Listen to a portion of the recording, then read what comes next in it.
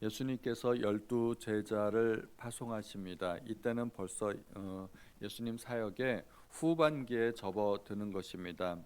예수님께서 사역이 후반기로 접어 들어갈수록 처음에는 대중 사역을 중심으로 하였지만 이제 점점 더 소수 제자들에게 더 몰두하시는 모습을 보게 됩니다.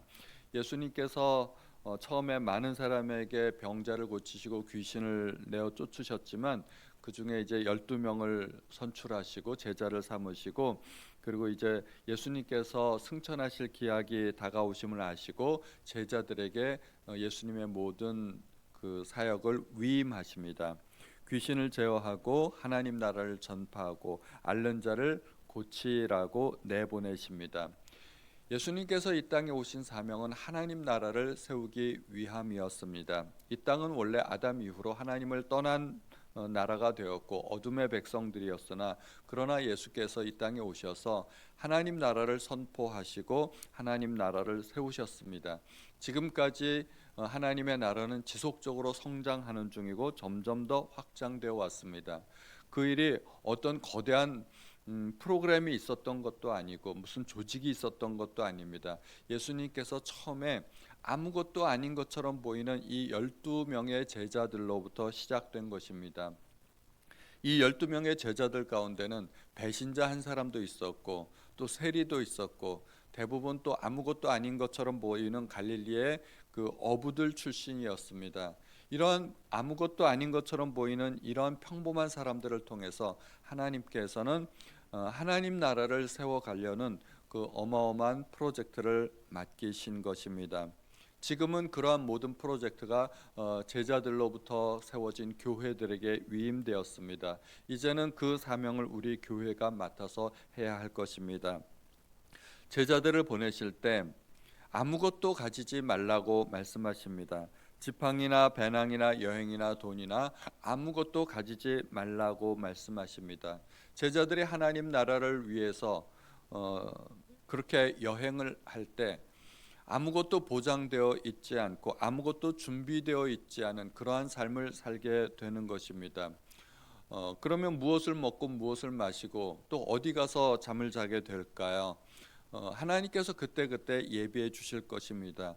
오직 하나님만 의지하는 삶을 살라는 것입니다. 또한 모든 사람이 그들을 환영하고 반가이 맞아줄 것은 아닐 것입니다. 그들을 영접하지 않고 그들을 반대하는 사람들도 만나게 될 것입니다. 때로는 거부와 때로는 비난과 때로는 박해를 만나게 될 것입니다. 이것이 바로 제자의 삶입니다. 또한 우리가 이 세상을 살아가는 삶이기도 합니다. 제자의 삶을 보면서 우리는 이 세상을 어떻게 살아가야 할지를 보게 됩니다. 우리가 이 땅에 사는 삶의 목적은 하나님의 나라를 전파하기 위한 것이고 오직 하나님만 의지하는 삶을 살아야 됩니다. 우리에게도 역시 아무것도 보장되어 있는 것은 없습니다. 오직 하루하루를 하나님만 의지하면서 살아가야 합니다.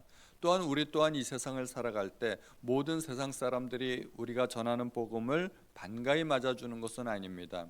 오히려 대부분 거부하고 비난하고 오히려 우리를 싫어하게 됩니다.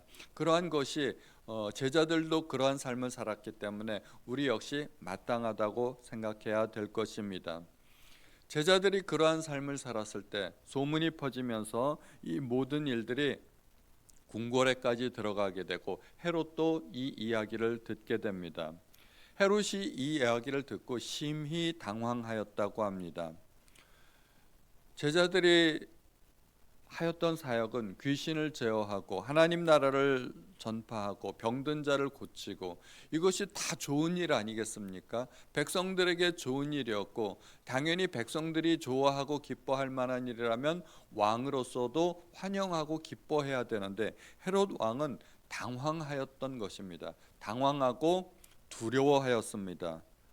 백성에게 좋은 일이 일어나는데 왜 왕이 당황하고 두려워하게 될까요? 이 왕은 어둠의 힘을 사용하였기 때문입니다. 사탄의 편에 서 있었기 때문입니다.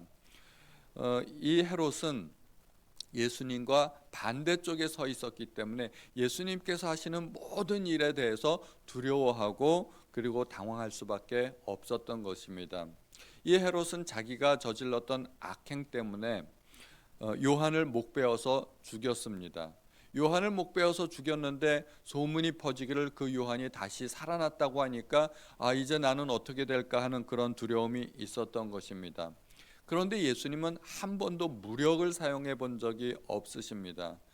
요한도 마찬가지고 무력을 사용한 적이 없고 군사력을 키운 적이 없었는데도 불구하고 그것이 오히려 헤롯에게는 당황한 사건이 되었고 두려움이 되었던 것입니다. 주님의 모든 사건, 모든 능력이 우리에게는 기쁨이 되고 소망이 되어야 됩니다. 그러나 반대쪽에 있는 사람들에게는 두려운 일이 되고 당황할 수밖에 없는 일입니다. 예수님께서 태어나실 때도 헤롯 대왕은 그 이야기를 듣고 굉장히 두려워하였습니다. 그래서 만 2세 이하의 모든 어린아이를 학살하는 그런 잔혹한 행위를 벌였던 것입니다. 예수께서 탄생하시고 사역하시고 또 십자가에 달려 돌아가시고 부활하고 승천하셨습니다. 이제 남은 예수님의 유일한 한 가지 사역은 재림입니다. 주님의 재림이 우리에게는 기쁨이 되고 소망이 되어야 할 것입니다. 그러나 어둠의 세력 가운데 있는 사람들은 주님의 재림을 두려워할 것이고 원치 않을 것입니다. 주님의 재림 때 정말 두려움에 떠는 그런 사람들도 있을 것입니다. 그러나 우리 모든 성도님들은 주님의 재림이 우리에게 소망이 되고 그리고 기대가 되는 그런 사건이 되시기를 주님의 이름으로 축원드립니다. 이제 사도들이 돌아와서 자기들의 행한 모든 일을 보고할 때 주님께서는 제자들을 데리시고 벳세다라는 고을로 떠나가셨습니다. 주님은 12제자만을 데리고 벳세다라는 고을로 가셔서 사실은 좀 쉬기를 원하셨던 것이죠. 제자들이 이제 선교 여행을 마치고 돌아왔기 때문에 제자들도 많이 피곤했을 것이고 힘들고 지쳤을 것입니다. 그래서 제자들이 쉬게끔 그러한 시간과 장소를 마련하신 것입니다. 그런데 무리들이 예수님을 그냥 놔두지 않는 것이죠. 예수님께서 어디로 가든지 항상 주님을 필요로 하는 무리가 있었습니다. 그들은 힘들고 배고프고 병들고 지치고 또 귀신 들린 그런 사람들이었습니다. 주님은 그들을 절대로 내버려 두지 않으셨습니다. 그들에게 하나님 나라의 일을 말씀하시고 또 병 고칠 자들은 고치셨습니다. 이것도 하루 종일 계속되는 사역이었습니다. 그러다가 어느덧 해가 뉘엿뉘엿 기울고 날이 저물었습니다. 날이 저물고 이제 밥 먹을 때가 됐다는 이야기죠. 제자들이 가만히 보니까 밥은 먹어야 되겠는데 군중은 너무 많고 그래서 이제 제자들이 생각한 것이 무리를 해산했으면 좋겠다 하는 것입니다. 무리를 보내어 두루 마을과 촌으로 가서 유하며 먹을 것을 얻어 먹게 하소서. 이제 각자 해결하게 하자 하는 것입니다. 각자 알아서 해결하게. 왜냐하면 우리가 있는 여기는 빈 들입니다 하는 것이죠. 빈 들에서는 아무것도 할 수 없다는 이야기입니다. 제자들의 말이 틀렸나요? 맞았습니다. 제자들의 말이 다 맞았습니다. 그런데 예수님께서 뜻밖의 명령을 내리십니다. 너희가 먹을 것을 주어라. 제자들은 굉장히 당황했을 것입니다. 분명히 말씀을 드렸는데 여기는 빈 들이라고 말씀을 드렸는데 어떻게 먹을 것을 우리가 줄 수 있을까 생각했을 것입니다. 그래서 다시 한번 제자들이 예수님께 이야기합니다. 우리에게 떡 5개와 물고기 2마리밖에 없으니 이 모든 사람을 위하여 먹을 것을 사지 아니하고서는 할 수 없나이다. 먹을 것을 사야 됩니다. 제자들의 의견이었습니다. 이제 우리가 가진 것은 떡 5개와 물고기 2마리밖에 없으니 먹을 것을 사야 됩니다. 그 말은 한편으로 맞는 말이지만 또 다른 한편으로는 절대로 맞는 말이 아닙니다. 먹을 것을 사야 된다고는 했지만 그들에게 그 먹을 것을 살 만한 돈이 있었을까요? 돈도 없고 살 만한 장소도 없습니다. 그곳은 빈들이기 때문에 돈이 있다 손 치더라도 그 5천 명이나 되는 많은 사람을 먹일 수 있는 식량을 구할 곳이 없는 것이죠. 이제 제자들은 할 수 없다고 부정적인 이야기를 했는데 제자들의 말이 하나도 틀린 말은 아닙니다. 다 맞는 말입니다. 그러면 도대체 우리 주님은 제자들에게 무엇을 원하셨던 것일까요? 무엇을 요청하셨던 것일까요? 너희가 한번 시도해 봤으면 좋겠다는 그런 의도가 아마 주님의 가슴속에 있었을 것입니다. 이 오병이어의 사건은 대단히 놀라운 사건이고, 그래서 사복음서에 하나도 빠짐없이 다 기록될 정도로 놀라운 사건입니다. 그래서 오늘 이 누가복음에도 기록되어 있는 것인데, 제자들이 불가능함을 이야기했을 때 주님은 제자들에게 너희에게 믿음이 없다 책망하지 않으셨습니다. 제자들에게 떡이 없어서 그들이 서로 의논할 때 제자들은 주님으로부터 책망을 받았습니다. 예수님께서 헤롯의 누룩을 주의하라고, 바리새인들의 누룩을 주의하라고 말씀하셨을 때 그것은 그들의 교훈과 가르침을 조심하라는 말씀이었습니다. 그런데 제자들은 그 말을 오해해서 우리에게 떡이 없기 때문에 주님께서 그런 말씀을 하시는구나 하고 이야기하였을 때 제자들은 책망을 받았습니다. 그런데 오늘 이 사건에서는 책망을 받지 않습니다. 왜냐하면 제자들이 이러한 사건을 한 번도 들어본 적도 없고 경험해 본 적도 없었기 때문입니다. 그래서 예수님께서 제자들로 하여금 무리를 50명씩 앉게 하시고 하늘을 우러러 축사하시고 떼어 제자들에게 주셨고, 제자들이 그것을 무리에게 나누어 주어 먹게 하였습니다. 주님께서 원하신 것은 제자들이 가지고 있는 그 보리떡 5개와 물고기 2마리라는 아주 작은 자원이라도 어떻게든 시도해 보기를 바라셨을 것입니다. 그런데 제자들은 시도해 볼 생각은 하지 않고 자기가 가지고 있는 그 환경, 그 얼마 안 되는 작은 자원 가지고 불가능한 쪽만 바라보았기 때문이었습니다. 하나님의 나라는 믿음으로 세워지는 나라입니다. 우리의 능력으로, 우리가 가진 힘과 자원으로는 절대로 세워지는 나라가 아닙니다. 그래서 어떻게든 주님은 믿음을 구사하기를 원하셨던 것입니다. 제자들이 만약에 믿음으로 시도했더라면 어쩌면 되었을지도 모르는 일이라는 것입니다. 그러나 제자들은 할 수 없다고 이야기하였고, 예수님께서는 하늘을 우러러 축사하시고 축복하시고 감사하시고 그것을 떼어서 주었다는 것입니다. 축복과 감사의 능력이 이렇게 놀라운 것입니다.